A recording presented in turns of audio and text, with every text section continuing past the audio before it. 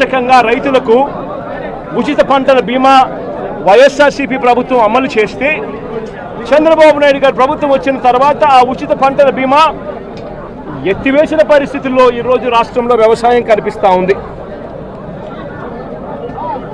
ఈ క్రాప్ వ్యవస్థను పూర్తిగా నీరుగార్చేశారు. దళారీలు లేకుండా పంటలు కొనుగోలు చేసి ఆర్బీకే వ్యవస్థను నీరుగార్చిన పరిస్థితిని ఈరోజు రాష్ట్రంలో చూస్తూ ఉన్నాం. ఎరువులు, విత్తనాలు, పురుగుల మందులు ఇవన్నీ కూడా నాణ్యతను పరిశీలించి నాణ్యతకు ప్రభుత్వమే గ్యారంటీ ఇస్తూ రాష్ట్రంలో ప్రతి రూరల్ కాన్స్టిట్యుయెన్సీలో 146 ల్యాబులు ఏర్పాటు చేసి, కాన్స్టిట్యుయెన్సీకి ఒక ల్యాబును ఏర్పాటు చేసి ఆ ల్యాబులన్నీ అందుబాటులో తీసుకొని వచ్చి విత్తనాలు కానీ, ఎరువులు కానీ, పురుగుల మందులు కానీ ఆర్బీకేల ద్వారానే నాణ్యతకు గ్యారంటీ ఇస్తూ రైతులకు గ్రామంలోనే రైతులకు అందుబాటులో ఉండే పరిస్థితిని వైఎస్ఆర్సీపీ ప్రభుత్వం చేస్తే ఈ ప్రభుత్వం దాన్ని పూర్తిగా గాలికి వదిలేసి ఈరోజు మళ్ళీ రాష్ట్రంలో కల్తీ విత్తనాలు, కల్తీ ఎరువులు, కల్తీ పురుగుల మందుల మధ్య రైతు జీవితం తల్లడిల్లిపోతా ఉన్న పరిస్థితి ఈరోజు రాష్ట్రంలో కనిపిస్తూ ఉంది. మేము తీసుకొచ్చిన ల్యాబులు ఈరోజు నిర్వీర్యం చేస్తూ ఉన్న పరిస్థితుల మధ్య ఈరోజు రాష్ట్రం కనిపిస్తూ ఉంది.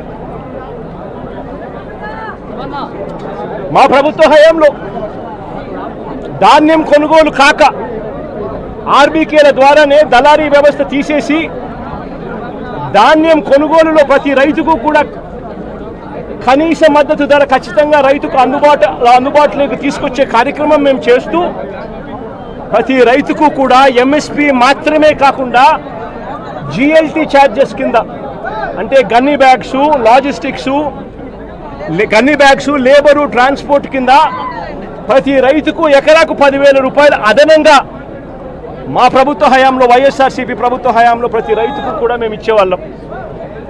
ఈరోజు రైతుకు గిట్టుబాటు ధరలు రాని పరిస్థితి. ధాన్యం కూడా 300 రూపాయలు ఎంఎస్పీ కన్నా తక్కువ రేటుకు కొనుగోలు చేసిన పరిస్థితి. రైతు అమ్ముకున్న పరిస్థితి దళారీలకు.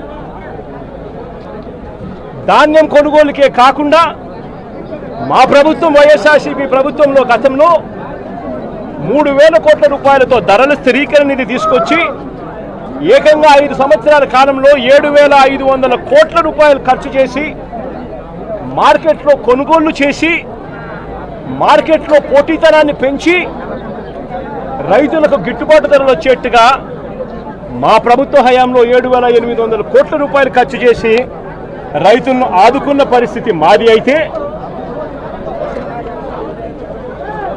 కేంద్రం ప్రకటించిన పంటలకే కాకుండా మిరప, పసుపు, ఉల్లి, చిరుధాన్యాలు, అరటి, బత్తాయి, టొమాటో వంటి పంటలకు సైతం ఎంఎస్పీని ప్రకటించి రాష్ట్ర ప్రభుత్వమే దాన్ని ఆర్బీకేలలో దాన్ని పోస్టర్లు వేసి పెట్టి ఆర్బీకేలలోనే అక్కడే పనిచేస్తా ఉన్న అగ్రికల్చరల్ గ్రాడ్యుయేట్